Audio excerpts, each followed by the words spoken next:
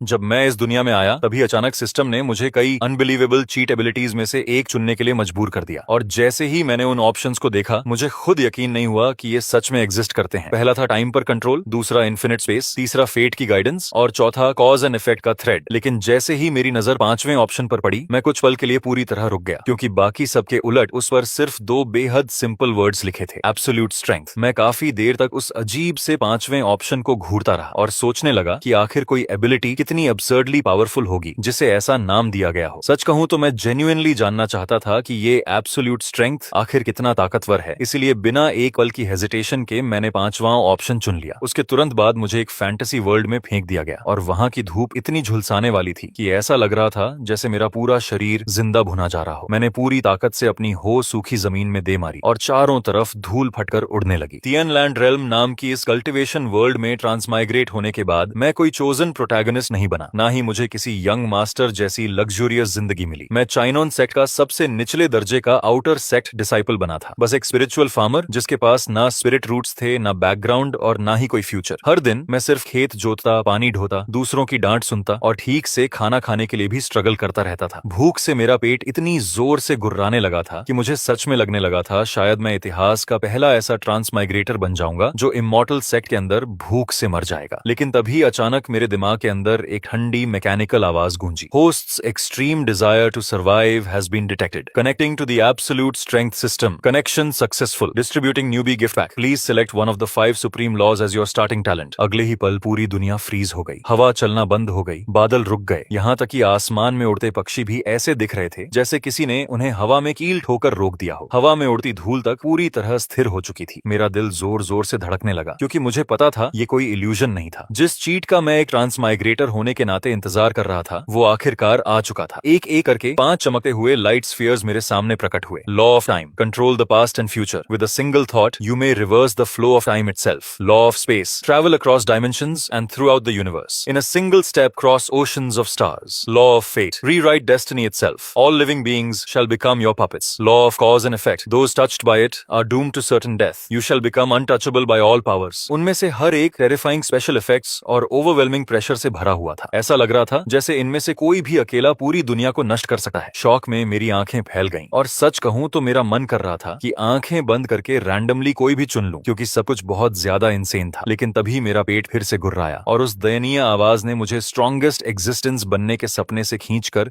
सीधा रियलिटी में वापस लापटा। मैंने अपनी धूप से जली हुई काली पड़ चुकी बाहों की तरफ देखा, फिर सामने फैले उस अंतहीन खेत को घूरा जिसे अभी भी जोतना बाकी था। और उसी पल मेरे दिमाग में सब कुछ क्रिस्टल क्लियर हो गया। क्या टाइम कंट्रोल करने से खेत जोतने में मदद मिलती? नहीं। क्या स्पेस ट्रैवल करने से पानी ढोना आसान हो जाता? बिल्कुल नहीं। फेट और कार्मा सुनने में कूल लग रहे थे, लेकिन इस वक्त मुझे किसी कॉस्मिक प्रिंसिपल की नहीं बल्कि भरे हुए पेट की जरूरत थी। इसीलिए मैं धीरे धीरे आखिरी ऑप्शन की तरफ मुड़ा। वो बाकी सब में सबसे सिंपल और सबसे कम नोटिसेबल था, बस एक साधारण सफेद लाइट स्फीयर जिसके ऊपर कोई फ्लैशी इफेक्ट तक नहीं था। सिर्फ 2 बड़े और सिंपल वर्ड्स, एब्सोल्यूट स्ट्रेंथ। मेरी आंखें तुरंत चमक उठी। एब्सोल्यूट स्ट्रेंथ अच्छी थी, बहुत अच्छी। अगर मेरे पास इनफ स्ट्रेंथ हो तो हो का एक स्विंग पूरा बड़ा खेत जोत सकता था। मैं 2 एक्स्ट्रा बकेट्स पानी उठा सकता था। स्पिरिट राइस की हार्वेस्ट बेहतर होती तो मैं ज्यादा स्पिरिट स्टोन्स कमा सकता था, और ज्यादा स्पिरिट स्टोन्स मिलते तो आखिरकार स्टीम्ड बन्स खरीद कर पेट भर सकता था। टाइम, स्पेस, फेट, कर्म, इनमें से कुछ भी मेरे लिए मायने नहीं रखता था। मैंने बिना हिचकिचाए कहा, I choose the 5th option, absolute strength. Mechanical voice ने तुरंत जवाब दिया, host selection complete. True greatness lies with in simplicity. Strength is the foundation of all things. Congratulations, host, for reaching the origin of power. All system functions are now being transferred, beginning self-installation. We hope you enjoy your meal. मैं अभी react भी नहीं कर पाया था कि अचानक एक गर्म लहर मेरे पूरे शरीर में फैल गई और फिर वो रोबोटिक आवाज ऐसे गायब हो गई जैसे वो कभी थी ही नहीं। मेरे आसपास की जमी हुई दुनिया फिर से चलने लगी, कीड़ों की आवाज वापस आ गई, हवा फिर बहने लगी। मैं काफी देर तक वहीं चुपचाप खड़ा रहा, पूरी तरह स्टैंड। सच कहूं तो मुझे लगा मेरे साथ स्कैम हो गया है। रुकिए, बस इतना ही? दूसरे लोगों के सिस्टम्स में लॉटरीज होती हैं, एक्सचेंज शॉप्स होती हैं, डेली साइन इन्स होते हैं, कम से कम कोई कस्टमर सर्विस तो होती है, लेकिन मेरा सिस्टम कमाल है। एक ऑप्शन चुनवाया और फिर तुरंत गायब हो गया। आफ्टर सेल्स सपोर्ट तक नहीं छोड़ा। मैं अभी अपनी फ्रस्ट्रेशन दबाने की कोशिश ही कर रहा था कि तभी पास से एक तीखी मॉकिंग आवाज सुनाई दी। अरे ये लिनफन नहीं है? चिनोन सेट का महान आलसी निकम्मा अपनी स्पिरिट राइस की देखभाल क्यों नहीं कर रहा? ऐसे बैठा है जैसे मरने का इंतजार कर रहा हो। जो आदमी आया था उसका नाम डिकन ले था, आउटर सेक्ट का मैनेजर, एक बेहया साइकोफेंट जो सिर्फ बूटलिकिंग करके अपनी पोजीशन तक पहुंचा था। उसका सबसे पसंदीदा काम था हम जैसे लोली स्पिरिचुअल फार्मर्स को परेशान करना, जिनके पास ना बैकिंग थी ना कनेक्शंस। वो राइस फील्ड के किनारे चलता हुआ आया और मेरी लगभग मर चुकी स्पिरिट राइस पर नजर डालते ही उसके चेहरे पर डिस्गस्ट भरी एक्सप्रेशन आ गई। फिर उसने अपना पैर उठाया और उस पानी की बकेट को लात मारकर गिरा दिया जिसे मैं अभी अभी भरकर लाया था। वो बकेट जोर से जमीन पर गिर गई और जो पानी मैं 2 पहाड़ दूर से इतनी मेहनत करके लाया था वो पल भर में सूखी धरती पर फैल गया और झुलसाती गर्मी में तुरंत भाप बनकर उड़ने लगा। मेरे हाथ इतनी जोर से भींच गए कि नाखून लगभग हथेली में धंसने लगे। वो पानी मैं अपने हाथों से उठाकर यहाँ तक लाया था, लेकिन डिकिनले ने ऐसे व्यवहार किया जैसे उसे मेरे चेहरे पर दिख रहा गुस्सा दिखाई ही नहीं दे रहा हो। उसने धीरे से अपनी रोब में से एक लो ग्रेड स्पिरिट स्टोन निकाला, उसे मेरी आंखों के सामने लहराया और फिर कैजुअली वापस अपनी स्लीव में डाल लिया। उसके बाद वो तिरस्कार से हंसते हुए बोला, इस महीने तुम्हारी फसल यहाँ सबसे खराब है। सेक्ट रूल्स के हिसाब से तुम्हारी पेमेंट कम कर दी जाएगी। तुम्हारे जैसे लेजी ट्रैश को अपनी औकात पता होनी चाहिए। स्पिरिट राइस तक ठीक से नहीं उगा सकता और कल्टीवेशन के सपने देखता है, वो फैंटेसी अगले जन्म के लिए बचा कर रख। उसकी बातें सुनते ही मेरे सीने में गुस्से की आग भड़क उठी, लेकिन जैसे ही मैंने उसके पीछे खड़े लैकीज को देखा जिनकी कल्टीवेशन मुझसे कहीं ज्यादा थी, मैं बस मजबूरी में सब सह गया। डिकिनले संतुष्टि से सूंघते हुए अपने आदमियों के साथ वापस मुड़ गया और जाते जाते बड़बड़ाया, स्पिरिट रूट्स के बिना एक मॉर्टल अभी भी सोचता है कि वो इमॉर्टल सेक्ट में रहने लायक है। उनके पूरी तरह गायब होने के बाद ही मैंने लंबी सांस छोड़ी और बकेट उठाने के लिए नीचे झुका। जैसे ही मैंने हाथ जमीन की तरफ बढ़ाया, मेरी उंगलियां मिट्टी में दबे काले आयरन ओर के एक टुकड़े से टकराईं। मैंने इंस्टिंक्टिवली उसे उठाया, सोचते हुए कि बस किनारे फेंक दूंगा। वो ओआर अपनी अब्सर्ड हार्डनेस के लिए फेमस था। इनर सेक्ट डिसाइपल्स की फ्लाइंग सोर्ड्स तक उस पर निशान छोड़ने में स्ट्रगल करती थी, लेकिन जैसे ही मैंने हल्का सा दबाव डाला, एक धीमी क्रैकिंग साउंड गूंजी और मुट्ठी जितना बड़ा वो ब्लैक आयरन ओर मेरी उंगलियों के बीच तुरंत टूटकर बारीक पाउडर बन गया, बिल्कुल काली राख की तरह। वो धूल मेरी उंगलियों के गैप से फिसलती हुई जमीन पर बिखर गई। मैं पूरी तरह फ्रीज हो गया। काफी देर तक मैं हिल भी नहीं पाया। हल्की हवा चली और उस काले पाउडर को मिट्टी पर फैला दिया, जबकि मैं खाली नजरों से अपने हाथों को और फिर नीचे पड़ी धूल को देखता रहा। उस वक्त मेरे दिमाग में सिर्फ एक ही ख्याल था, ये एब्सोल्यूट स्ट्रेंथ शायद मेरी सोच से कहीं ज्यादा टेरिफाइंग थी। अगले 3 महीनों में मैंने धीरे धीरे महसूस किया कि मेरा टैलेंट मेरी कल्पना से कहीं ज्यादा अजीब था। ये कोई टेम्परेरी बस्ट ऑफ पावर नहीं था, ये एंडलेस ग्रोथ थी। हर पल मैं स्ट्रॉन्गर होता जा रहा था। खाते वक्त स्ट्रॉन्गर, खेती करते वक्त स्ट्रॉन्गर, यहाँ तक कि सांस लेते हुए भी स्ट्रॉन्गर। जो आयरन हो पहले सैकड़ों पाउंड्स भारी लगती थी, अब मेरे हाथों में भूसे से भी हल्की महसूस होती थी। मैं एक हाथ से पानी के बड़े बड़े जार्स उठाकर आराम से चलता था। न पसीना आता था, न सांस फूलती थी। और स्टार स्पिरिट फील्ड्स जोतने की मेरी स्पीड तो डाउनराइट टेरिफाइंग हो चुकी थी। जो काम बाकी डिसाइपल्स को पूरा करने में 3 दिन लगते, मैं उसे आधे दिन से भी कम में खत्म कर देता। बस एक चीज कभी नहीं बदली, मेरे शरीर में अब भी स्पिरिचुअल एनर्जी का नामो निशान नहीं था। इसीलिए बाकी सबकी नजरों में मैं अब भी वही insignificant outer sect spiritual farmer था। और सच कहूं तो मुझे उससे कोई दिक्कत नहीं थी। मेरे लिए सिर्फ स्ट्रॉन्गर होना ही काफी था। इमॉर्टल बनना या ना बनना उससे कहीं बात की बात ही, पहले पेट भरने लायक खाना होना जरूरी था। 3 महीने बाद मैं खेत के किनारे चुपचाप खड़ा सुनहरी स्पिरिट राइस को हवा में लहराते हुए देख रहा था और खुद को मुस्कुराने से रोक नहीं पा रहा था। हर दाना भारी और भरा हुआ था। उसके ऊपर हल्की स्पिरिचुअल लाइट चमक रही थी और चावल की खुशबू हवा में फैल रही थी। ये वही हार्वेस्ट थी जिसके लिए मैंने पिछले 3 महीने जान लगाकर मेहनत की थी। मेरे हिसाब से इसे आराम से 100 से ज्यादा लो ग्रेड स्पिरिट स्टोन्स में बदला जा सकता था। जिस दिन मुझे वो पैसे मिलते, उस दिन न सिर्फ मैं फाइनली स्टीम्ड बन्स खा पाता, बल्कि शायद एक पूरी बोल नूडल्स भी ऑर्डर कर सकता था। मैं खेत के पास बैठकर राइस स्टॉक्स को उंगलियों से धीरे धीरे रगड़ते हुए सोच रहा था कि सबसे पहले क्या खाऊंगा। लेकिन तभी अचानक आसमान में ऐसा डेफनिंग थंडर फटा जैसे खुद स्वर्ग 2 हिस्सों में टूट गया हो। मैंने इंस्टिंक्टिवली ऊपर देखा और पाया कि जो आसमान अभी साफ था वो पल भर में अंधेरे से भर गया। काले स्टॉर्म क्लाउड्स हिंसक तरीके से घूम रहे थे और पर्पल लाइटनिंग पूरे आकाश को चीर रही थी। एक काली और एक नीली लाइट स्ट्रीम जमीन से 10,000 मीटर ऊपर आपस में टकरा रही थी और हर कोलिजन इतना भयानक एक्सप्लोजन पैदा कर रहा था कि पूरा आसमान चमक उठता था। सैकड़ों माइल्स के अंदर स्पिरिचुअल एनर्जी तक बेकाबू होकर उफान मारने लगी। इमॉर्टल्स लड़ रहे हैं। मेरा चेहरा तुरंत बदल गया और जैसा मुझे डर था, अगले ही पल आसमान से एक गुस्से भरी दहाड़ गूंजी। नीली रोशनी के अंदर से चाइनॉन सेक्ट के सुप्रीम एल्डर ने क्रोध में चिल्लाया, स्वानमिंग, तुम्हारी हिम्मत कैसे हुई चिनोन सेक्ट की टेरिटरी में घुसने की? तभी काली रोशनी में से ओल्ड डीमन स्वानमिंग की सिनिस्टर हंसी सुनाई दी, असेंशन मैप मुझे सौंप दो, वरना आज इस पहाड़ के हर डिसाइपल को मार डालूंगा। और बस उसी पल 2 यूएन यिंग लेवल कल्टिवेटर्स आसमान में भयानक तरीके से लड़ने लगे। सेक्ट के कल्टिवेटर्स के लिए ये सुप्रीम एक्सपर्ट्स की बेहद रेयर बैटल थी, लेकिन मेरे लिए ये प्योर बैड लक से ज्यादा कुछ नहीं था। और जैसा मैंने सोचा था, उनकी टेक्निक्स की एक और वायलेंट क्लैश के बाद अनकंट्रोल्ड आफ्टरमैथ एक विशाल शॉक वेव में बदल गया, जो नंगी आंखों से दिखाई दे रहा था और सीधे आसमान से नीचे गिर रहा था। दूर पहाड़ों के जंगल पल भर में नष्ट हो गए। आउटर सेक्ट डिसाइपल्स के घर एक एक करके ढहने लगे और हर तरफ टेरिफाइड स्क्रीम्स फैल गईं। फिर मैंने उसे देखा, वो टॉर्नेडो जैसी वायलेंट वेव सीधे मेरी स्पिरिट राइस फील्ड की तरफ आ रही थी। मेरी फसल, मेरी आंखें तुरंत लाल हो गईं। मैंने बिना सोचे समझे खुद को खेत के अंदर फेंक दिया। मैंने अपनी बाहें पूरी फैलाकर उस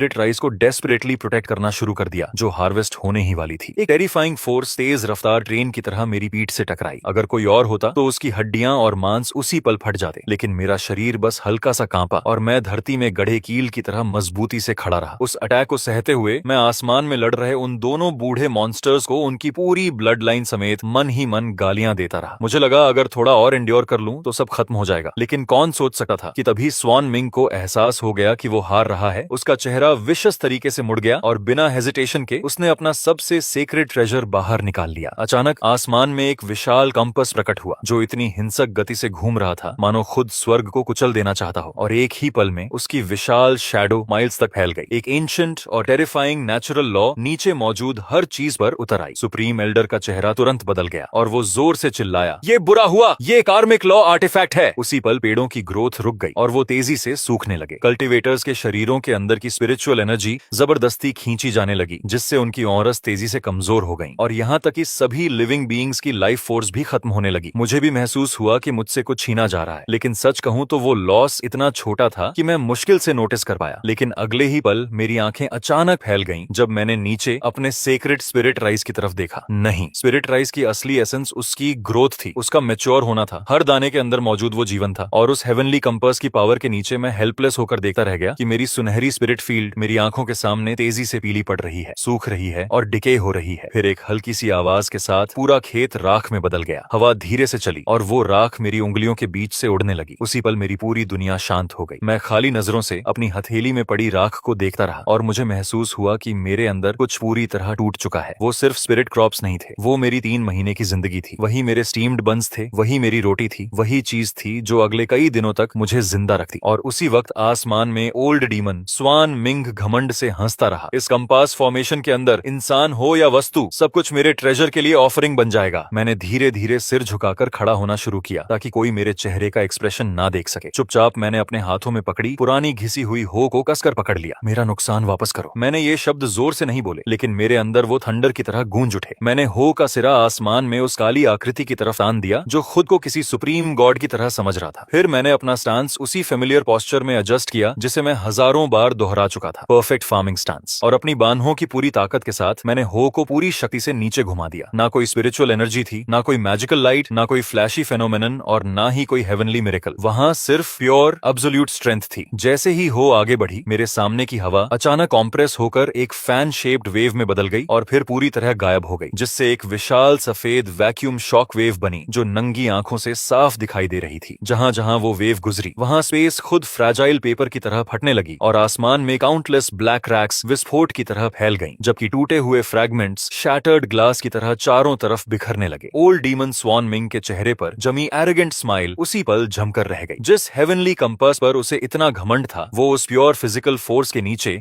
एक ब्लिंक तक सरवाइव नहीं कर पाया और कान फाड़ देने वाली आवाज के साथ एक्सप्लोड होकर काउंटलेस स्पिरिचुअल लाइट फ्रैगमेंट्स में टूट गया। स्वान मिंग ने तुरंत खून उगला और उसके चेहरे पर एब्सोल्यूट हॉरर भर गया। इम्पॉसिबल, ये कैसी पावर है? वो अपनी बात पूरी भी नहीं कर पाया क्योंकि स्पेस को चीर देने वाली वो शक्ति उसे पूरी तरह निगल चुकी थी। ना कोई एक्सप्लोजन हुआ, ना कोई स्क्रीम। उसके पीछे खड़े विशाल पहाड़ के आधे हिस्से समेत उसका शरीर धूल से भी बारीक पार्टिकल्स में पीस दिया गया और इस दुनिया से पूरी तरह इरेज हो गया। मरने से पहले उसके दिमाग में सिर्फ एक आखिरी थॉट बची थी, ओवरवेलमिंग फियर और कंफ्यूजन से भरी हुई, जो आसमान में गूंज उठी। ये कौन सा सुप्रीम लॉ है? मैं टूटे हुए खेत के पास चुपचाप खड़ा रहा जबकि मेरे हाथों में पकड़ी हो अचानक जोरदार क्रैक के साथ बीच से टूट गई। मैंने उस पहाड़ की तरफ देखा जो एकदम साफ तरीके से बीच से कट चुका था। उसका कट इतना स्मूथ था जैसे पॉलिश्ड ग्लास हो। फिर मैंने कैजुअली अपना सिर खुजलाया, टूटी हुई हो को किनारे फेंका और बड़बड़ाया, कौन सा लॉ? यहाँ कोई लॉ नहीं है, ये तो बस प्योर फोर्स है। इतना कहने के बाद मेरी आसमान की तरफ देखने में बिल्कुल भी दिलचस्पी नहीं बची। मैंने सिर नीचे किया और वापस रूइंड फील्ड की तरफ लौट गया। बिखरी हुई राख के बीच मैं काफी देर तक अफसोस के साथ तलाश करता रहा और आखिरकार हर जगह खोदने के बाद मुझे स्पिरिट राइस की सिर्फ आधी जली हुई एक स्टॉक मिली जो पूरी तरह राख नहीं बनी थी। मैंने थकी हुई लंबी सांस छोड़ी और उस दयनीय आधे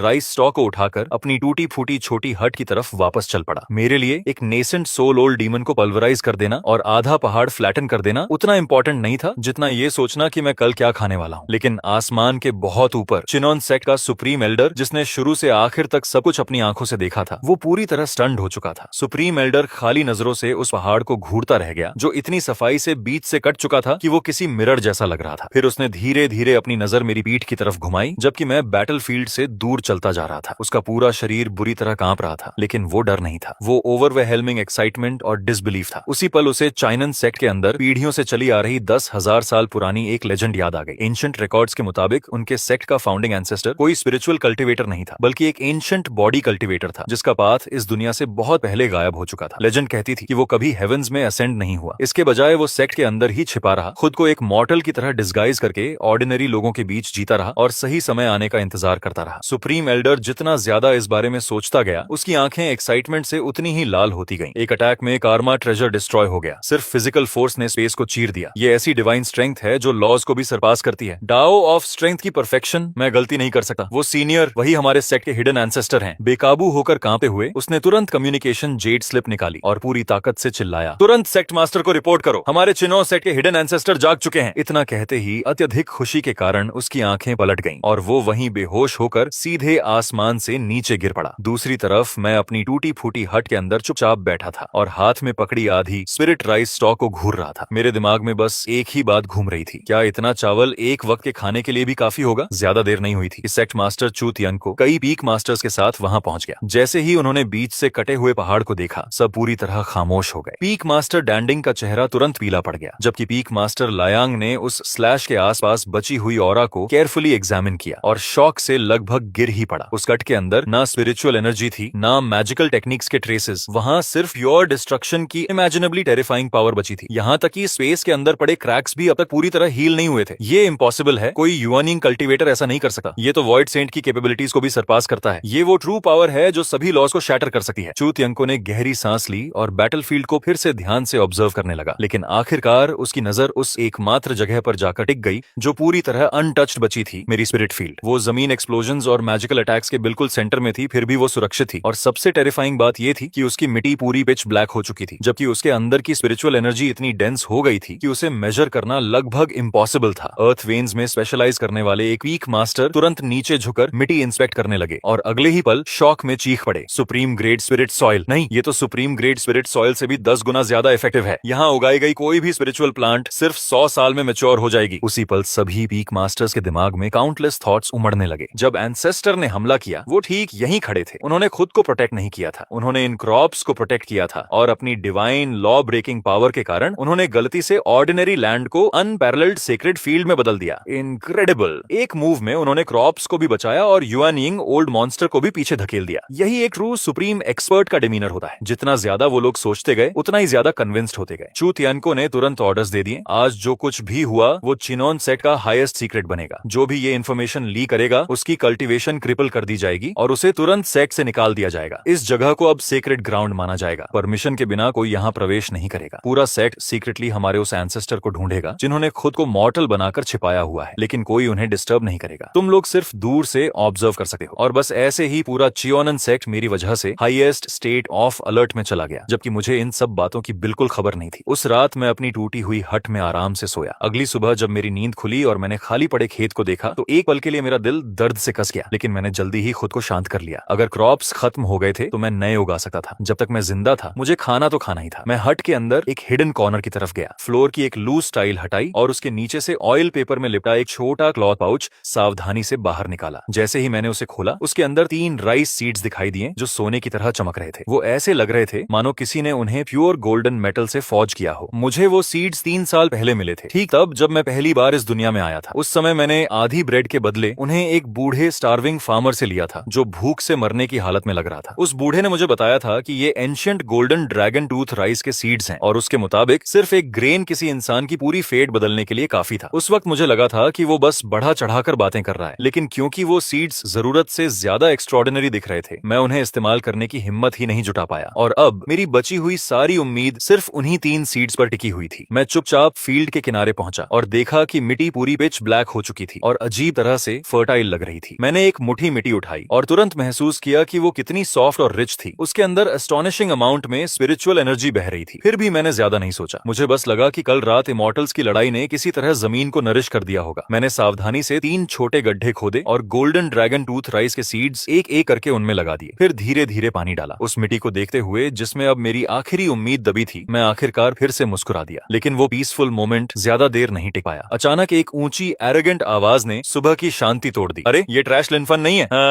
लगता है तू किसी तरह कल बच ही गया। मैंने सिर उठाया और तुरंत वांग तेंग को अपनी तरफ आते देखा। वो डिकन ले का नेफ्यू था और अपने अंकल की इन्फ्लुएंस और अर्ली फाउंडेशन एस्टेब्लिशमेंट कल्टीवेशन की वजह से आउटर सेक्ट में हर किसी को बुली करता फिरता था। उसके पीछे लैकीज का पूरा ग्रुप चल रहा था। लेकिन जैसे ही वो करीब आया, सबसे पहले उसकी नजर मुझ पर नहीं पड़ी, बल्कि मेरे पैरों के नीचे की ब्लैक स्पिरिचुअल सॉइल पर पड़ी। उसकी आंखें तुरंत ग्रीड से चमक उठी। क्या इनक्रेडिबल लैंड है। फिर वो जोर से हंसा और कैजुअली आधा स्पिरिट स्टोन मेरी तरफ फेंक दिया। टू वर्थलेस ट्रैश, ये जमीन अब मेरी है। वो आधा स्पिरिट स्टोन तेरी कॉम्पेंसेशन है, अब दफा हो जा। मैंने जमीन पर पड़े स्पिरिट स्टोन की तरफ देखा तक नहीं। मैंने शांत आवाज में कहा, सीनियर ब्रदर वांग, ये फील्ड सेक्ट ने मुझे असाइन की है और मैंने अभी यहाँ सीड्स लगाए हैं। सीड्स? वांग तेंग ठंडी हंसी हंसा और सीधे मिट्टी पर पैर रख दिया। फिर उसने जानबूझकर अपनी एड़ी पूरी ताकत से 2 बार घुमाई। जब उसने पैर उठाया, उसकी जूती के नीचे चमकता हुआ गोल्डन रंग चिपका हुआ था। मेरा golden dragon tooth rice seed पूरी तरह कुचला जा चुका था। मेरा पूरा शरीर उसी पल फ्रीज हो गया। लेकिन वांग तेंग अभी भी संतुष्ट नहीं था। उसने नीचे मेरी तरफ देखा और क्रूअल एरोगेंट ग्रिन के साथ बोला, तेरे जैसे मर्टल को लगता है कि वो ऐसे ट्रेजर डिजर्व करता है? तेरे सीड को क्रश करना तेरे ऊपर एहसान है। अब अपना गार्बेज उठा और मेरी नजरों से गायब हो जा। मैं धीरे धीरे खड़ा हुआ और अपने हाथों से मिट्टी झाड़ दी। मेरे चेहरे पर ना गुस्सा था, ना डर। मैं बिल्कुल शांत था, जैसे स्थिर पानी। फिर मैंने सिर उठाया, उसकी जूती के नीचे लगे गोल्डन स्टेन को देखा और धीरे से पूछा, तुझे पता भी है वो सीड कितना वैल्यूएबल था? मैंने उसे 3 साल तक बचाकर रखा था। जैसे ही हमारी आंखें मिली, वांग तेंग अचानक किसी वजह से नर्वस हो गया। लेकिन अगले ही पल वो नर्वसनेस एम्बैरेसमेंट और रेज में बदल गई। उसने तुरंत अपनी लॉन्ग स्वॉर्ड निकाली और उसकी ब्लेड से ब्लेजिंग फ्लेम्स फूट पड़ी। क्या तू बस एक मर्टल है? क्या सच में मेरे जैसे कल्टीवेटर से लड़ने की सोच रहा है? उसके पीछे खड़े लैकीज तुरंत एक्साइटेड हो गए। ये ब्लेजिंग सोर्ड टेक्निक है, वो इडियट मर गया। जलती हुई सोर्ड ऑरा सीधे मेरी तरफ दौड़ी। मैंने हल्का सा भौं सिकोड़ ली। वो मेरे चेहरे पर थोड़ी गर्म महसूस हो रही थी, इसीलिए मैंने कैजुअली अपना दायां हाथ उठाया और हल्के से वांग तेंग के एरोगेंट चेहरे की तरफ थप्पड़ मार दिया। मेरा मूवमेंट पावरफुल भी नहीं लग रहा था। ऐसा लग रहा था जैसे मैं बस कोई अनोइंग फ्लाई हटा रहा हूं। लेकिन जैसे ही मेरी हथेली आगे बढ़ी, उसके सामने की हवा हिंसक तरीके से कंप्रेस हो गई और एक visible white crescent shaped pressure wall बन गई। वांग तेंग की इंप्रेसिव दिखने वाली सोर्ड ऑरा उससे टकराई भी नहीं और बिना आवाज किए तुरंत गायब हो गई। उसके चेहरे पर जमी ग्रिन पूरी तरह फ्रीज हो गई। फिर अगला पल आया, थप्पड़। वो आवाज इतनी जोरदार और क्रिस्प थी कि ऐसा लगा जैसे आसमान में थंडर क्लैप हट गया हो। पूरा आउटर सेट एक पल के लिए शांत हो गया। जैसे ही मेरी हथेली वांग तेंग के चेहरे से टकराई, उसके शरीर पर ऐसी वेट उतरी जो समझ से परे थी और अगले ही पल एक टेरिफाइंग और इंडिस्क्राइबल फोर्स उसके पूरे शरीर में फट पड़ी। एक circular white sonic boom cloud बाहर की तरफ एक्सप्लोड हुआ और उसके पीछे खड़े सभी डिसिपल्स हवा में उछल गए, जबकि वांग तेंग खुद चीखने तक का मौका नहीं पा सका और सफेद स्मोक ट्रेल छोड़ता हुआ आसमान में एक टाइनी ब्लैक डॉट बन गया। उसने साउंड बैरियर तोड़ दिया और सीधा च्योन सेक्ट के इनर सेक्ट की दिशा में उड़ गया। आसपास के डिसाइपल्स कंफ्यूजन में जमीन पर गिरे पड़े थे और जब वो किसी तरह वापस खड़े हुए तो आसमान और मेरे बीच खाली नजरों से देखते रह गए, जैसे उन्होंने कोई गोस्ट देख लिया हो। काफी देर बाद एक कांपते हुए डिसाइपल ने आखिर पूछा, अभी जो चीज उड़कर गई वो आखिर थी क्या? किसी ने उसे जवाब नहीं दिया। मैंने बस हल्के से अपना हाथ झटका, जैसे कोई गंदी चीज साफ कर रहा हूँ। फिर मुड़कर वापस नीचे बैठ गया। मैंने सावधानी से कीचड़ में दबे golden dragon tooth rice seed के बचे हुए आधे हिस्से को बाहर निकाला। उसकी गोल्डन एसेंस पहले ही मिट्टी में मिल चुकी थी और उसके अंदर लगभग कोई लाइफ नहीं बची थी। मैंने एक लंबी सांस छोड़ी, लेकिन फिर भी उसे ध्यान से दोबारा लगा दिया। चलो बस कोशिश करते हैं, शायद किसी तरह बच जाए। मेरे लिए वो आधा मरा हुआ सीड जिंदा रहेगा या नहीं, ये सीनियर ब्रदर वांग तेंग को आसमान के पार उड़ा देने से कहीं ज्यादा इंपॉर्टेंट था। दूसरी तरफ चिनोन सेक्ट के मेन डिस्कशन हॉल में सेक्ट मास्टर चू थियांको और बाकी पीक मास्टर्स अभी भी हिडन एंसेस्टर के बारे में चर्चा कर रहे थे। एंसेस्ट्रल लैंड को तुरंत फॉरबिडन टेरिटरी डिक्लेयर करना होगा। गोल्डन कोर एल्डर्स को शिफ्ट्स में वहां गार्ड पर भेजो। एंसेस्टर की सीक्रेटली सर्च जारी रखो, लेकिन उनकी मॉर्टल वर्ल्ड कल्टीवेशन को बिल्कुल डिस्टर्ब मत करना। वो लोग अभी बात ही कर रहे थे कि अचानक हॉल के बीचों बीच एक टेरिफाइंग क्रैश हुआ, जिससे पूरी बिल्डिंग जोर से कांप उठी। ऊपर से धूल बरसने लगी और हर एल्डर तुरंत अलर्ट हो गया, जैसे कोई पावरफुल एनिमी आ पहुंचा हो। सभी के शरीरों से स्पिरिचुअल एनर्जी एक साथ फूट पड़ी, लेकिन जैसे ही उन्होंने देखा कि हुआ क्या है, सब पूरी तरह फ्रीज हो गए। हॉल के बीचों बीच कार्व्ड ट्विन ड्रैगन से लिपटे विशाल ड्रैगन पिलर के अंदर गहराई तक धंसा हुआ एक इंसान था। वांग तेंग के हाथ और पैर अब भी पूरी तरह फैले हुए थे और उसका शरीर उस विशाल ड्रैगन पिलर में ऐसे धंसा हुआ था जैसे किसी ने उसे अनइमेजिनेबल फोर्स से वहां फेंक दिया हो। उसके शरीर की सारी मेरिडियंस पहले ही टूट चुकी थीं और उसकी सांसें लगातार कमजोर होती जा रही थीं। लोग उसे सिर्फ उसके कपड़ों की वजह से पहचान पा रहे थे। जैसे ही पनिशमेंट एल्डर जू वूजी ने उसे देखा, उसका चेहरा तुरंत गुस्से से विकृत हो गया। एक गोल्डन कोर कल्टीवेटर होने के नाते उसने तुरंत अपनी डिवाइन सेंस फैलाई और अटैक के सोर्स को ट्रेस करते हुए 10 माइल्स दूर तक पहुंच गया, सीधे उसी स्पिरिट फील्ड तक जिसे सेक्ट ने अभी अभी सीक्रेटली एंसेस्ट्रल लैंड डिक्लेयर किया था। अगले ही पल जू वूजी की फ्यूरियस रोअर पूरे आउटर सेक्ट में गूंज उठी। किसकी हिम्मत हुई, किस हरामी ने मेरे न्यूफ्यू को इस हालत में पहुंचाया, आज उसकी सोल को धूल बना दूंगा। उसकी आवाज खत्म भी नहीं हुई थी कि वो मॉन्स्ट्रस किलिंग इंटेंट से भरी गोल्डन लाइट में बदल गया और सीधे मेरी छोटी हट की तरफ उड़ पड़ा। उस वक्त मैं अभी अभी आधे मरे हुए सीड को पानी देकर खत्म हुआ था। जैसे ही मैंने आसमान से आती फ्यूरियस रोर सुनी, मेरे माथे की नसें जोर से फड़क उठी। मैंने ऊपर आती गोल्डन लाइट की तरफ देखा और अचानक सिरदर्द महसूस होने लगा। अब एक और क्यों आ गया? मैंने हाथों से मिट्टी झाड़ी और गहरी भौहें सिकोड़ ली। क्या इस जगह कोई इंसान शांति से फार्मिंग भी नहीं कर सकता? बूम! गोल्डन लाइट आसमान को चीरती हुई ऐसे नीचे गिरी जैसे ब्लेजिंग सन धरती से टकरा रहा हो। गोल्डन कोर कल्टीवेटर का टेरिफाइंग प्रेशर चारों तरफ फैल गया और जू वूजी सीधे मेरी स्पिरिट फील्ड के ऊपर उतर आया। उसके बाल और दाढ़ी गुस्से में हवा में लहरा रहे थे, जबकि गोल्डन फ्लेम्स उसके शरीर को घेरे हुए थी। उसकी आंखें खून जैसी लाल थीं और उसका किलिंग इंटेंट लगभग फिजिकल बन चुका था। वो पूरी तरह जमीन पर उतरा भी नहीं था कि उसकी प्रेशर से मेरी पहले से टूटी फूटी हट तुरंत एक्सप्लोड हो गई। लकड़ी के बीम्स जोर से टूट गए और पूरी शैक बिखरे हुए डिब्री में बदल गई। आसपास के पेड़ क्रैक होकर टूट गए और जमीन पर स्पाइडर वेब जैसी फ्रैक्चर्स फैल गईं। लेकिन इस सब के बीच मैं बस चुपचाप खड़ा रहा और नीचे उन सीड्स को देखता रहा जिन्हें मैंने अभी अभी मिट्टी में केयरफुली प्लांट किया था। मेरा एक्सप्रेशन धीरे धीरे डार्क होता जा रहा था। जो वूजी को उम्मीद थी कि यहाँ कोई टेरिफाइंग मॉन्स्टर मिलेगा, लेकिन जैसे ही उसने डिवाइन सेंस से मुझे स्कैन किया, वो शॉक में फ्रीज हो गया। मेरे शरीर में कुछ भी नहीं था, स्पिरिचुअल पावर का स्लाइटेस्ट ट्रेस तक नहीं, ना कल्टीवेशन ऑरा, ना ट्रेनिंग मार्क्स। मैं सचमुच सिर्फ एक ऑर्डिनरी मॉर्टल था। फिर भी उसी मॉर्टल ने उसके फाउंडेशन एस्टेब्लिशमेंट नेफ्यू को इतनी बुरी तरह पीटा था कि वो मेन हॉल के सेक्रेड ड्रैगन पिलर में जाकर कील की तरह धंस गया। पहले जू वूजी स्टनड हुआ, लेकिन अगले ही पल उसकी आंखों का गुस्सा ग्रीड में बदल गया। वो तुरंत एक कंक्लूजन पर पहुंच गया। उसके हिसाब से मेरे पास कोई सुप्रीम हिडन ट्रेजर था, इतना पावरफुल कि उसकी गोल्डन कोर डिवाइन सेंस भी उसे डिटेक्ट नहीं कर पा रही थी। तो बात यह है, जू वूजी मुझे घूरते हुए बड़बड़ाया। गुस्सा होने के बजाय वो अचानक हंसने लगा, एक चिलिंग लाफ जो एक्साइटमेंट और डिजायर से भरी हुई थी। वरना एक मियर मॉर्टल टेंगर को कैसे घायल कर सकता था? लड़के, अपना मैजिक ट्रेजर मुझे सौंप दे, शायद मैं तेरी जान छोड़ दूं। मैंने बस एक बार उसकी तरफ देखा और फिर सिर नीचे करके मिट्टी में दबे 2.5 बचे हुए सीड्स की तरफ देखने लगा। उस पल मेरे दिमाग में बस एक ही बात थी, ये कल्टीवेटर सच में दिमाग से ठीक नहीं थे। जब मैंने जवाब नहीं दिया तो जू वूजी ने तुरंत पेशेंस खो दिया। उसने हाथ उठाकर एक डैमेज्ड फॉर्मेशन डिस्क निकाली। जब तू कोऑपरेट नहीं करेगा तो मैं तुझे तेरे ट्रेजर समेत रिफाइन कर दूंगा। जैसे ही उसने फॉर्मेशन डिस्क रिलीज की, वो तेजी से फैलने लगी और पल भर में हमारे आसपास पूरे 1 माइल तक का एरिया कवर कर लिया। Rise 9 dragons rage grand formation. एक डीफेनिंग हम के साथ क्रिम्सन बैरियर जायंट डोम की तरह नीचे उतरी और मुझे पूरे स्पिरिट फील्ड समेत उसके अंदर सील कर दिया। अगले ही पल 9 ड्रैगन रोअर्स एक साथ फटे और धरती के अंदर से एंडलेस सी ऑफ फ्लेम्स बाहर निकल आया। फॉर्मेशन के अंदर से 100 जांग से भी बड़े 9 जाइगेंटिक फायर ड्रैगन्स प्रकट हुए, जिनके शरीर सैवेज स्केल्स और क्लॉज से ढके थे। उनकी ब्लेजिंग फ्लेम्स आसमान को जला रही थी, जबकि वो फॉर्मेशन के चारों तरफ घूमते हुए फ्यूरियस रोर्स कर रहे थे। हर गुजरते सेकंड के साथ टेम्परेचर और हॉरिफाइंग होता जा रहा था। जमीन तुरंत सूकर फटने लगी और हवा तक गर्मी से मुड़ने लगी। दूर खड़े आउटर सेक्ट डिसाइपल्स डर से पीले पड़ गए। वो पागल हो गया है, एल्डर जू ने सच में पीक प्रोटेक्टिंग ग्रैंड फॉर्मेशन इस्तेमाल कर दी। वो लिनफन और पूरी जमीन को ग्लास बनाकर जलाना चाहता है। सिर्फ एक आउटर सेक्ट डिसाइपल के लिए क्या इतनी दूर जाना जरूरी है? लेकिन मेरे पास उनकी बातों की परवाह करने का समय नहीं था। जैसे ही मेरे चारों तरफ फायर सी उठी, मैंने फ्लेम्स की तरफ अपनी पीठ कर ली और अपने शरीर से उन 3 छोटे होल्स को पूरी तरह शील्ड कर दिया जहां सीड्स अभी अभी लगाए गए थे। आग बहुत तेज थी, सीड्स पक सकते थे, लेकिन फायर ड्रैगन्स लगातार करीब आते जा रहे थे और हीट मेरे चेहरे से टकरा रही थी। मेरे बाल और कपड़ों के किनारे टेम्परेचर की वजह से कर्ल होकर जलने लगे। मैं चुपचाप सब सहता रहा, लेकिन मेरी कनपटियों की नसें धीरे धीरे और ज्यादा उभरने लगी। क्या ये लोग सच में कभी नहीं रुकेंगे? पहले उन्होंने मेरी स्पिरिट राइज डिस्ट्रॉय की, फिर मेरे सीड्स कुचल दिए और अब वो मिट्टी तक जलाना चाहते हैं। आखिरकार जैसे ही सारे 9 फायर ड्रैगन्स एक साथ मेरी तरफ चार्ज हुए, मैंने धीरे धीरे सिर उठाया और मेरी आंखों का तापमान पूरी तरह गायब हो गया। बहुत शोर करते हो। मैंने सीड होल्स को शील्ड करना बंद कर दिया और धीरे धीरे सीधा खड़ा हो गया। मेरे पैर अलग हुए और मैंने दोनों हाथों को धीरे धीरे ऊपर उठाया। हथेलियां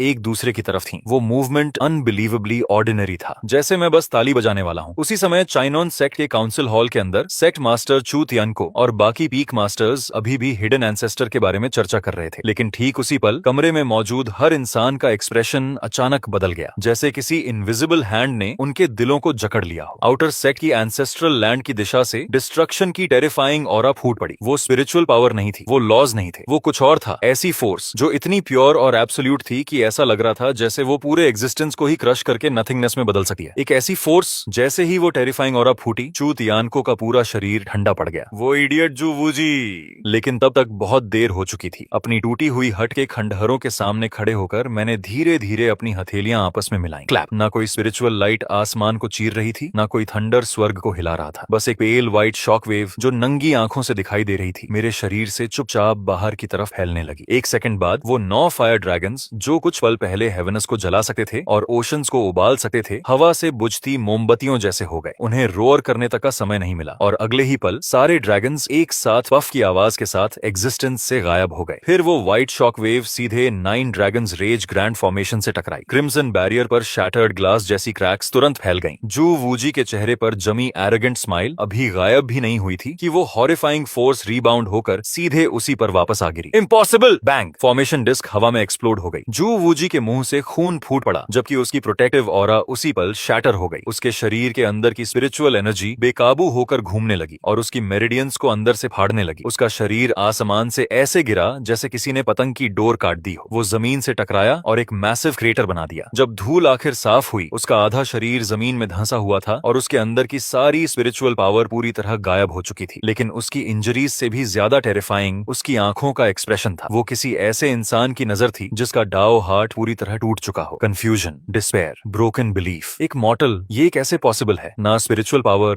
ना लॉज, कल्टिवेशन ऐसे काम नहीं करती। वो पूरी तरह अपना दिमाग खो चुका था। ठीक उसी पल चू तियांको और बाकी पीक मास्टर्स आखिर वहां पहुंच गए। उनका टाइमिंग परफेक्ट था। उन्होंने मुझे ठीक उसी समय देखा जब मैंने ताली बजाना खत्म किया था और फिर अपने थोड़े लाल हुए पाम्स को इरिटेशन के साथ कैजुअली रगड़ रहा था। चारों तरफ देखने पर फायर ड्रैगन्स गायब थे। ग्रैंड फॉर्मेशन पूरी तरह डिस्ट्रॉय हो चुकी थी और माइटी गोल्डन कोर एल्डर मिट्टी में किसी मरे हुए कुत्ते की तरह पड़ा था। पल भर में साइलेंस ने पूरी जगह निगल ली, लेकिन वो साइलेंस सिर्फ एक पल तक रही। अगले ही सेकंड चू तियांको की पीठ पर ठंडा पसीना वाटरफॉल की तरह बहने लगा। ऑर्डिनरी लोग शायद समझ नहीं पाते कि उन्होंने अभी क्या देखा है, लेकिन वो समझ गया था। वो कोई साधारण क्लैप नहीं था। मैंने ग्रेट डॉ ऑन ऑफ स्ट्रेंथ का इस्तेमाल करके स्पेस को पुश किया था, रियलिटी के लॉज को ट्विस्ट किया था और एक प्योर फोर्स डोमेन क्रिएट कर दिया था जो सभी टेक्निक्स को नलिफाई कर सकता था। हवा की एक कैजुअल वेव ने sect protecting grand formation destroy कर दी थी। एक सिंगल क्लैप ने गोल्डन कोर एल्डर को क्रिपल कर दिया था। अगर मैं हिडन एंसेस्टर नहीं था तो और कौन हो सकता था? और सबसे बुरी बात, उस मूर्ख जू वूजी ने सच में मुझे एंगर कर दिया था। चू तियानको अब प्रॉपर्ली लैंड करने की हिम्मत तक नहीं कर पाया। उसका शरीर कांप उठा और अगले ही पल वो सीधे आसमान से नीचे गिरा और मेरे सामने भारी आवाज के साथ घुटनों के बल बैठ गया। उसके नीज ने जमीन में 2 गहरे गड्ढे बना दिए जबकि उसका माथा मजबूती से धरती से लगा हुआ था। उसकी आवाज बुरी तरह कांप रही थी जब वो बोला, आपका हम्बल सर्वेंट चू तियानको सेक्ट को प्रॉपर्ली डिसिप्लिन करने में असफल रहा और आपकी पीसफुल मॉर्टल कल्टिवेशन डिस्टर्ब हो गई। सीनियर, मेरे पाप 10,000 मौतों के लायक हैं। मैं सीनियर से प्रार्थना करता हूँ कि आप अपना क्रोध शांत करें और सेक्ट के इनोसेंट मेंबर्स को बख्श दें। जैसे ही वो घुटनों पर गिरा, उसके पीछे खड़े सारे पीक मास्टर्स भी तुरंत उसके साथ झुक गए। हम एंसेस्टर से प्रार्थना करते हैं कि आप अपना क्रोध शांत करें। दूर से देख रहे आउटर सेक्ट डिसाइपल्स ये दृश्य देखकर पूरी तरह हॉरिफाइड हो गए। माइटी सेक्ट मास्टर और सारे पीक मास्टर्स मेरे सामने सिर झुकाकर नील कर रहे थे, ऊपर देखने की हिम्मत तक नहीं कर पा रहे थे। दूसरी तरफ मैं बस ब्लैंक एक्सप्रेशन के साथ पहले उनके झुके हुए शरीरों को देखता रहा, फिर अपने थोड़े लाल हुए पाम्स की तरफ देखा। काफी देर की साइलेंस के बाद मैंने आखिर कहा, बस गर्मी लग रही थी तो मैंने खुद को थोड़ा हवा कर लिया। इसके लिए मुझे पैसे तो नहीं देने पड़ेंगे ना? सिर्फ इस एक सेंटेंस ने चू तियांको को पैनिक से लगभग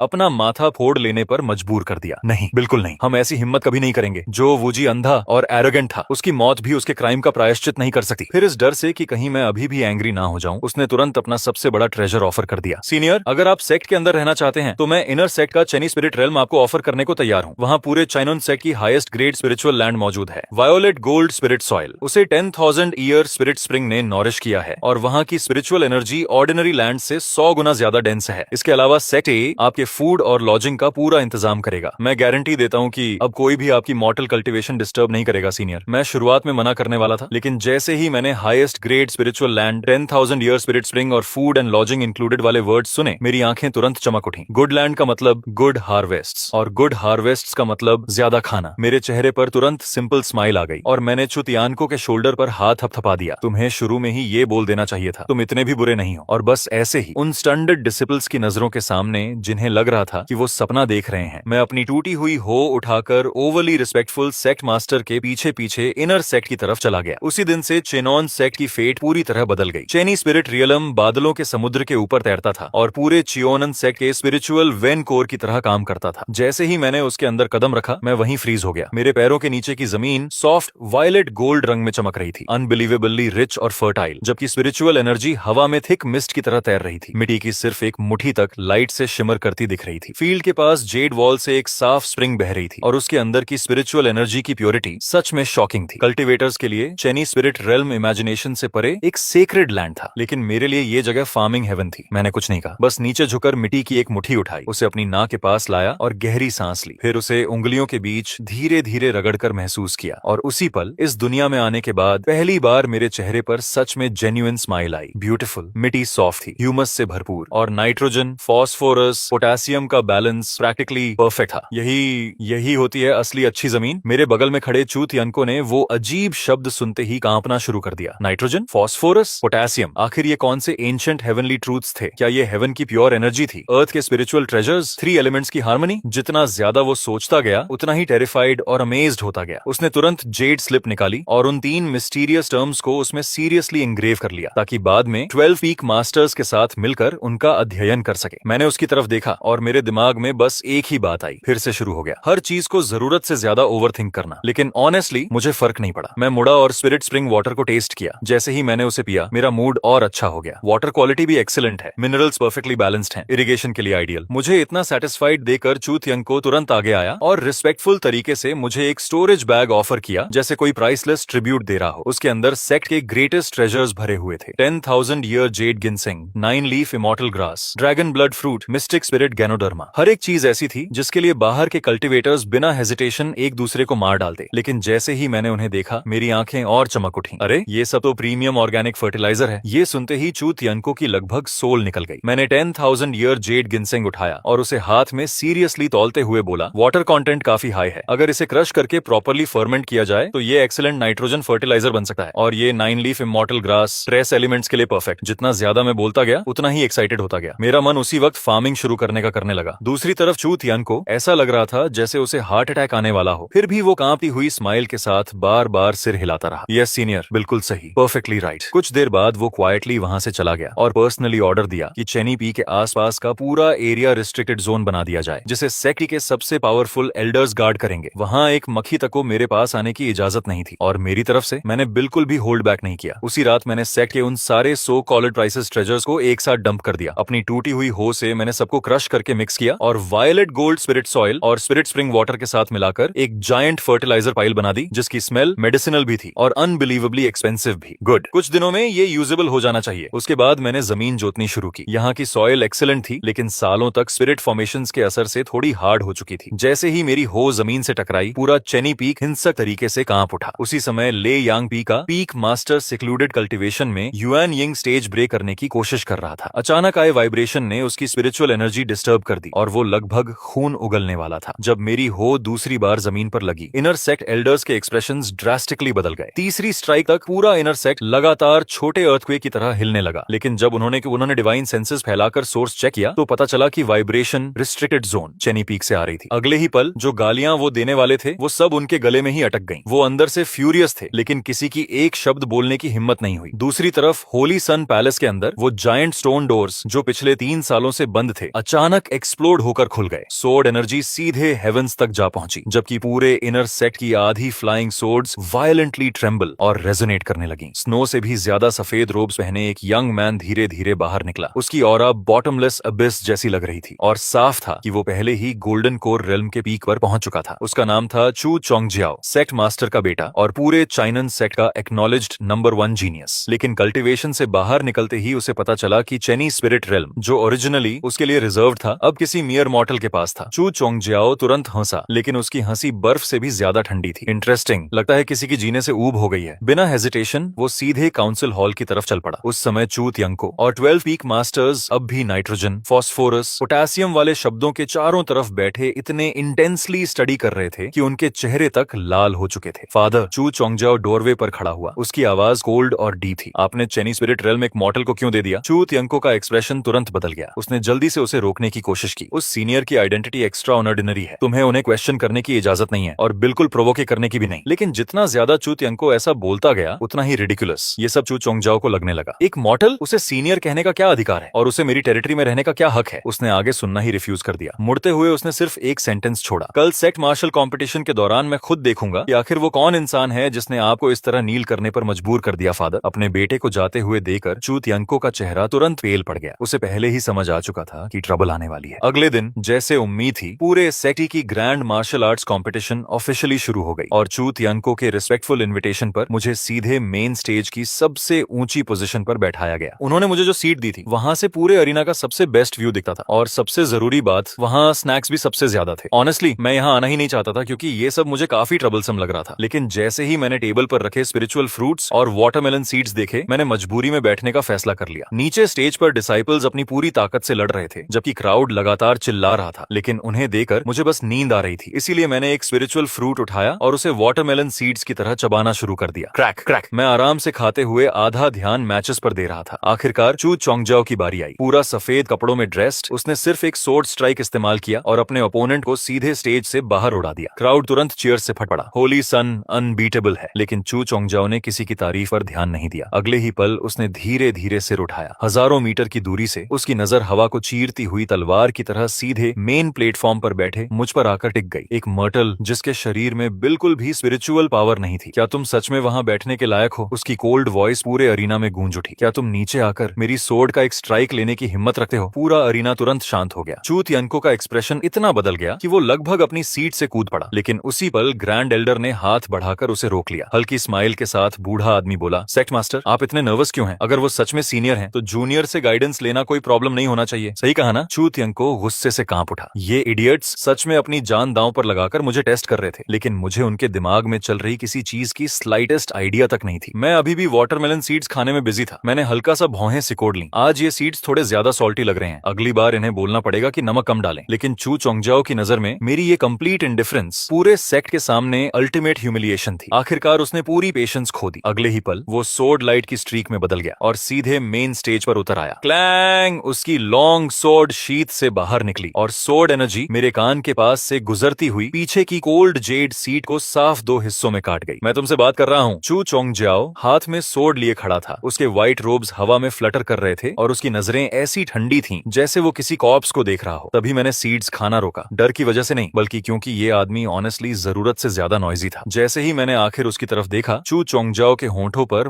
मॉकिंग स्माइल आ गई। फिर उसने अपनी golden core great completion cultivation और सोर्ड डाओ प्रिंसिपल्स का पूरा प्रेशर अनलीश कर दिया। तुम्हें ऑनर्ड फील करना चाहिए कि तुम मेरी फैंटम सोर्ड डाओ के नीचे हारोगे। उसके बोलते ही उसका फिगर ब्लर हो गया। एक शैडो 10 बनी, 10 100 बने, 100,000 बन गए। अगले ही इंस्टेंट पूरा स्टेज एंडलेस सोर्ड फैंटम से भर गया, हर एक इतना शार्प कि जैसे सोल्स को काट सकता हो। वो आपस में क्रॉस और लेयर होकर मेरे आसपास की हर एस्केप रूट पूरी तरह सील कर चुके थे। नीचे के डिसाइपल्स शॉक में फ्रीज हो गए, यहाँ तक कि एल्डर्स और पीक मास्टर्स तक पेल पड़ गए। सोर्ड डाओ लॉज, होली सन पहले ही सोर्ड डाओ प्रिंसिपल्स को टच कर चुका है। ये अटैक नेसेंट सोल कल्टिवेटर तक को अवॉइड करना पड़ेगा। लेकिन जहां बाकी सब हॉरिफाइड थे, वहीं मुझे बस आंखों में स्ट्रेन महसूस हो रहा था। उन फ्लैशिंग सोर्ड शैडोज को देखना ऐसा लग रहा था जैसे मैं किसी जायंट डिस्को बॉल को घूर रहा हूँ। सबसे पहले मैंने नीचे सिर झुकाकर अपनी लैब में रखी आधी प्लेट वाटरमेलन सीड्स को केयरफुली प्रोटेक्ट किया ताकि सोर्ड एनर्जी उन्हें उड़ा ना दे। फिर मैंने वापस ऊपर देखा और हेल्पलेस साई छोड़ी। हम सच में एक दूसरे को बिल्कुल नहीं समझ सकते। चू चोंगजाओ काउंटलेस सोर्ड फैंटम्स के बीच प्राउडली खड़ा था। उसकी आवाज आइसी कोल्ड थी। घुटनों पर बैठो, हार मान लो, चेनी स्पिरिट रेल्म छोड़ दो, शायद मैं तुम्हें थोड़ी डिग्निटी छोड़ दूं। ऑनेस्टली अब मुझे उससे आर्ग्यू करने तक में आलस आ रहा था, इसलिए मैंने कैजुअली एक वाटरमेलन सीड शेल कसा से उठाया जिसे मैं अभी खाकर खत्म कर चुका था। वो अभी भी थोड़ा गीला था। मैंने उसे धीरे धीरे अपने थंब और इंडेक्स फिंगर के बीच पकड़ा। फिर मैंने सबसे सिंपल एक्शन किया, मैंने उसे फ्लिक कर दिया। जैसे ही वो टाइनी सीड शेल मेरी उंगलियों से छूटा, उसके आसपास का स्पेस 1 इंच तक हल्का कोलैप्स हो गया। अगले ही पल वो पूरी तरह गायब हो गया। बस एक अनइमेजिनेबली फास्ट स्ट्रीक ऑफ लाइट बची जिसे किसी की कॉन्शियसनेस फॉलो नहीं कर सकती थी। वो हवा को इंस्टेंटली चीरती हुई आगे बढ़ी और रास्ते में आने वाले हर सोर्ड फैंटम के बीच से गुजर गई। जो काउंटलेस सोर्ड शैडोज कुछ पल पहले डैजलिंग लग रही थीं, वो स्ट्री के गुजरते ही बिना आवाज किए एक साथ कोलैप्स हो गईं, जैसे किसी हायर लॉ ने उनकी एग्जिस्टेंस ही इरेज कर दी हो। चू चोंगजाओ के चेहरे पर एरोगेंस अब भी मौजूद थी, लेकिन अब उसमें ओवरवेलमिंग डेंजर भी महसूस हो रहा था। अनफॉर्चुनेटली उसके लिए अब डॉज करने का समय नहीं बचा था, रिएक्ट करने का भी नहीं। अरीना में एक टाइनी साउंड हल्के से गूंजी। वो स्ट्रीक ऑफ लाइट सीधे उसके बंधे हुए बालों से टकराई। फिर अगले ही पल उसके सिर के ऊपर इनडिस्क्राइबेबल फोर्स एक्सप्लोड हुई। उसकी सोर्ड ऑरा बैरियर तुरंत शैटर हो गई। स्टेज पर आने से 10 गुना ज्यादा स्पीड से उसका शरीर पीछे की तरफ ब्लास्ट हुआ। बूम! वो पूरे ट्रेनिंग ग्राउंड के पार उड़ता हुआ हजारों फीट दूर जायंट आयरन क्लिफ वॉल से जा टकराया। उसके व्हाइट रोब्स फट गए जबकि उसके लंबे बाल हवा में बिखर गए। उसके हाथ और पैर ढीले लटक रहे थे और वो वॉल में ऐसे धंसा हुआ था जैसे किसी ने क्रॉक्ड पेंटिंग को जबरदस्ती वहां ठोक दिया हो। माउंटेन विंड में हल्का हल्का हिलता हुआ साइलेंस ने पूरे एरिना को निगल लिया। हर इंसान फ्रीज हो गया था। उन्होंने पहले उस टाइनी फिगर को देखा जो क्लिफ वॉल पर पिनड था, फिर वापस मेरी तरफ देखा जो अब भी कामली स्टेज पर बैठा था। उनके दिमाग पूरी पूरी तरह काम करना बंद कर चुके थे। सबसे पहले आगे भागने वाला खुद ग्रैंड एल्डर था। शॉक और फ्यूरी में वो वॉल की तरफ बढ़ा और चू चोंगजियाओ को बाहर खींचने के लिए हाथ बढ़ाया, लेकिन जैसे ही उसकी उंगलियां उस चीज से टकराईं जिसने चू चोंगजियाओ को पिन किया हुआ था, वो अचानक फ्रीज हो गया, क्योंकि आयरन वॉल में धंसी हुई चीज कोई डिवाइन ट्रेजर या फ्लाइंग सोर्ड नहीं थी। वो एक जली हुई काली वाटरमेलन सीड शेल थी। ग्रैंड एल्डर उस टाइनी वाटरमेलन सीड शेल को ब्लैंक एक्सप्रेशन से देखता रह गया, जबकि उसके चेहरे का गुस्सा धीरे धीरे गायब होकर प्योर टेरर और डिसबिलीफ में बदल गया। यहाँ तक कि उसका वर्ल्ड व्यू भी पूरी तरह टूट चुका था। दूसरी तरफ चू तियानको की तो खुशी से लगभग आंखों में आंसू आ गए। हाँ, यही था। सिर्फ एक वाटरमेलन सीड शेल से मैंने होली सन की स्वॉर्ड डाउ तोड़ दी थी और पीक गोल्डन कोर जीनियस को 1000 फुट आयरन वॉल पर कील की तरह ठोक दिया था। चू तियानको की नजर में यही वो शक्ति थी जो एक सच्चे एंसेस्टर के योग्य थी। उसका गैम्बल सही साबित हुआ था। चाइनन सेक्ट ने अपनी सबसे बड़ी बेट जीत ली थी, लेकिन मेरी तरफ से देखा जाए तो इसमें सेलिब्रेट करने लायक कुछ भी नहीं था। मैंने बस अपने हाथों से क्रश्ड सीड शेल्स झाड़ी और खड़ा हो गया। नीचे केओटिक क्राउड की तरफ इरिटेशन के साथ देखते हुए मैंने फ्लैट वॉइस में कहा, अगली बार मुझे इस तरह के नॉइजी परफॉर्मेंस के लिए मत बुलाना। फिर मैंने अपनी ब्रोकन हो उठाई और मुड़कर चलने लगा। मुझे अभी भी अपनी क्रॉप्स को पानी देना है। लेकिन ठीक उसी पल मैं अचानक रुक गया। सिर्फ मैं ही नहीं, पूरे चाइनन सेक्ट के हर इंसान ने एक साथ अपने शरीर में बोन पियर्सिंग चिल और ओवरवेलमिंग ड्रेड को रेंगते हुए महसूस किया। सबने इंस्टिंक्टिवली आसमान की तरफ देखा। कुछ ही पल पहले का ब्राइट स्काई अब एंडलेस ब्लड रेड क्लाउड से निगल लिया गया था। वो बादल ऐसे चर्न हो रहे थे जैसे खौलता हुआ ब्लड ओशन हो, और उनके अंदर से अनबिलीवेबली थिक डिमोनिक ऑरा और बाउंडलेस रिजेंटमेंट पूरे सेक्ट पर उतर रही थी। फिर क्रिम्सन क्लाउड्स की गहराई से एक डेफनिंग लाफ गूंजी। अगले ही सेकंड बूम, बादल बीच से फट गए। 100 से ज्यादा वॉरशिप्स जो फ्यूज जायंट बोन्स से बनी थीं, धीरे धीरे ब्लड सी के अंदर से बाहर आने लगी, एंडलेस ब्लैक एनर्जी में लिपटी हुई। उन्होंने आसमान और सूरज दोनों को ढक लिया और पूरी दुनिया डार्कनेस में डूब गई। उसके तुरंत बाद मर्डरस इंटेंट से भरी एक आवाज डीमन गॉड की रोर की तरह पूरे चाइनन सेक्ट में गूंज उठी। चिनन सेक्ट के लोगों, मरने की तैयारी कर लो। हमारे सेक्ट मास्टर के आदेश से आज तुम्हारा सेक्ट एग्जिस्टेंस से मिटा दिया जाएगा। ब्लड डीमन सेक्ट ने फुल स्केल इन्वेजन शुरू कर दिया था। जैसे ही वो ब्लड क्लाउड्स उतरी, मुझे उसी पल समझ आ गया कि ये लोग सिर्फ ट्रबल क्रिएट करने नहीं आए थे। एक के बाद एक gigantic bone warships boiling blood sea से बाहर तैरती चली आईं। हर शिप के प्राव पर इनॉर्मस डीमन स्टैच्यूज खड़ी थीं, जो इमोशनलेस नजरों से चाइनन सेक्ट को देख रही थीं, और उनकी हॉलो आईज के अंदर eerie green soul flames flicker कर रही थीं, जैसे स्टार्विंग वुल्व्स हेल्पलेस शीप को देख रहे हो। अगले ही पल ब्लड डीमन सेक्ट ने एक सेकंड भी वेस्ट नहीं किया। बूम, लीड वॉरशिप से कोलैप्सिंग माउंटेन जितनी बड़ी जिगांटिक क्रिम्सन बीएम सीधे चियोनन सेक्ट के गेट्स की तरफ फायर हुई। सेक्ट मास्टर चू तियानको की आंखें रेत से लगभग फट पड़ी। उसने तुरंत पूरे माउंटेन रेंज की प्रोटेक्टिंग ग्रैंड बैरियर एक्टिवेट कर दी। मैसिव ग्रीन लाइट बैरियर आसमान की तरफ उठी और किसी तरह समय रहते सेक्ट गेट्स को कवर कर पाई। लेकिन अटैक के टकराते ही पूरा चाइनन सेक्ट ऐसे कांप उठा जैसे किसी जायंट ने पंच मारा हो। माउंटेन्स ट्रेम्बल करने लगे, धरती क्रैक हो गई। Countless outer sect disciples